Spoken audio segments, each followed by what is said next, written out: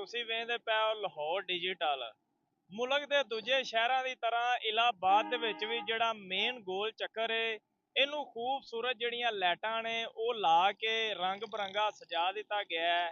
ਤੇ ਇਸੇ ਤਰ੍ਹਾਂ ਅਗਰ ਗੱਲ ਕੀਤੀ ਜਾਵੇ 14 ਅਗਸਤ ਦੀ ਤਿਆਰੀਆਂ ਦੀ ਤੇ ਸ਼ਹਿਰ ਦੇ ਅੰਦਰ ਜਗ੍ਹਾ ਜਗ੍ਹਾ ਤੇ ਜਿਹੜੇ ਪੋਲ ਲੱਗੇ ਹੋਏ ਨੇ ਉਹਨਾਂ ਦੇ ਉੱਤੇ ਜਿਹੜੇ ਸਬਜ਼ ਲਾਲੀ ਪਰਚਮ ਨੇ ਇਲਾਹਾਬਾਦ ਇੰਤਜ਼ਾਮੀਆ ਦੇ ਵੱਲੋਂ ਉਹ ਵੀ ਜਿਹੜੇ ਨੇ ਇੱਥੇ ਲਾ ਦਿੱਤੇ ਗਏ ਨੇ। ਇਲਾਹਾਬਾਦ ਜਿਹੜਾ ਚੌਕ ਇੱਕ ਖੂਬਸੂਰਤ ਜਿਹੜਾ ਨਜ਼ਾਰਾ ਹੈ ਉਹ ਬਣਾਉਂਦਾ ਪਿਆ ਤੇ ਸ਼ਹਿਰੀ ਜਿਹੜੇ ਨੇ ਉਹ ਇੱਥੇ ਆ ਕੇ ਭਰਪੂਰ ਤਰੀਕੇ ਦੇ ਨਾਲ ਜਿਹੜੀਆਂ 14 ਅਗਸਤ ਦੀਆਂ ਤਿਆਰੀਆਂ ਨੇ ਉਹ ਕਰਦੇ ਪਏ ਨੇ। ਤੇ ਜਿਵੇਂ ਜਿਵੇਂ ਜਿਹੜਾ ਜਸ਼ਨ ਆਜ਼ਾਦੀ ਦਾ ਟਾਈਮ ਹੈ ਉਹ ਕੋਲ ਆਉਂਦਾ ਪਿਆ ਤੇ ਜਿਹੜੇ ਸ਼ਹਿਰੀ ਨੇ ਉਹਨਾਂ ਦਾ ਜਿਹੜਾ ਜੋਸ਼ੋ ਜਜ਼ਬਾ ਹੈ ਉਹ ਵੀ ਵਧਦਾ ਜਾਂਦਾ ਹੈ। ਤੇ ਇਸ ਵੇਲੇ ਤੁਸੀਂ ਇਹ ਲਾਈਵ ਮਨਾਜ਼ਰ ਵੀ ਵੇਖ ਸਕਦੇ ਹੀ ਇਲਾਹਾਬਾਦ ਚੌਕ ਦੇ ਵਿੱਚ ਜਿਹੜਾ ਇੱਕ ਖੂਬਸੂਰਤ ਨਜ਼ਾਰਾ ਹੈ ਉਹ ਬਣਿਆ ਹੋਇਆ ਹੈ। ਇਸ ਦਫਾ ਜਿਹੜੀ ਜਸ਼ਨ ਆਜ਼ਾਦੀ ਦੀਆਂ ਤਿਆਰੀਆਂ ਨੇ ਉਹ ਇਸ ਵਾਸਤੇ ਜ਼ਿਆਦਾ ਕੀਤੀਆਂ ਜਾਂਦੀਆਂ ਪਈਆਂ ਨੇ ਜਿਹੜਾ ਪਾਕ ਫੌਜ ਨੇ ਇੰਡੀਆ ਨੂੰ ਮੂੰਹ ਤੋੜ ਜਵਾਬ ਦਿੱਤਾ ਹੈ। ਇਸ ਵਾਸਤੇ ਜਿਹੜੇ ਸ਼ਹਿਰੀ ਨੇ ਉਹਨਾਂ ਦਾ ਜਿਹੜਾ ਜਜ਼ਬਾ ਹੈ ਉਹ ਵੀ ਬੜਾ ਜ਼ਿਆਦਾ ਵੱਧ ਗਿਆ। ਇਸ ਵਾਸਤੇ ਜਿਹੜੇ ਸ਼ਹਿਰੀ ਨੇ ਉਹ ਕਹਿੰਦੇ ਨੇ ਕਿ ਹਰ ਸਾਲ ਅਸੀਂ ਜਿਹੜਾ ਜਸ਼ਨ ਆਜ਼ਾਦੀ ਹੈ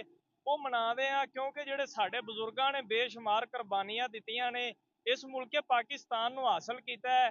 ਇਸ ਵਾਸਤੇ ਅਸੀਂ ਇਹ ਦਿਨ ਮਨਾਈਦਾ ਤਾਂ ਕਿ ਜਿਹੜੀਆਂ ਸਾਡੀਆਂ ਆਉਣ ਵਾਲੀਆਂ ਨਸਲਾਂ ਨੇ ਉਹ ਇਸ ਦਿਨ ਨੂੰ ਯਾਦ ਰੱਖ ਸਕਣ। ਲੇਕਿਨ ਇਸ ਦਫਾ ਜਿਹੜਾ ਪਾਕ ਫੌਜ ਨੇ ਮੂੰਹ ਤੋੜ ਇੰਡੀਆ ਨੂੰ ਜਵਾਬ ਦਿੱਤਾ, ਇੰਡੀਆ ਨੂੰ ਮੂੰਹ ਦਿਖਾਣੀ ਪਈ। ਇਸ ਵਾਸਤੇ ਜਿਹੜੀ ਨੌਜਵਾਨ ਨਸਲ ਹੈ ਉਹਦੇ ਵਿੱਚ ਜਿਹੜਾ ਜੋਸ਼ੋ ਜਜ਼ਬਾ ਹੈ ਉਹ ਬੜਾ ਜ਼ਿਆਦਾ ਵੱਧ ਗਿਆ ਤੇ ਸ਼ਹਿਰੀ ਜਿਹੜੇ ਨੇ ਉਹ ਜਸ਼ਨ ਆਜ਼ਾਦੀ ਦੀਆਂ ਜਿਹੜੀਆਂ ਤਿਆਰੀਆਂ ਨੇ ਭਰਪੂਰ ਤਰੀਕੇ ਦੇ ਨਾਲ ਕਰਦੇ ਪਏ ਨੇ ਜੀ।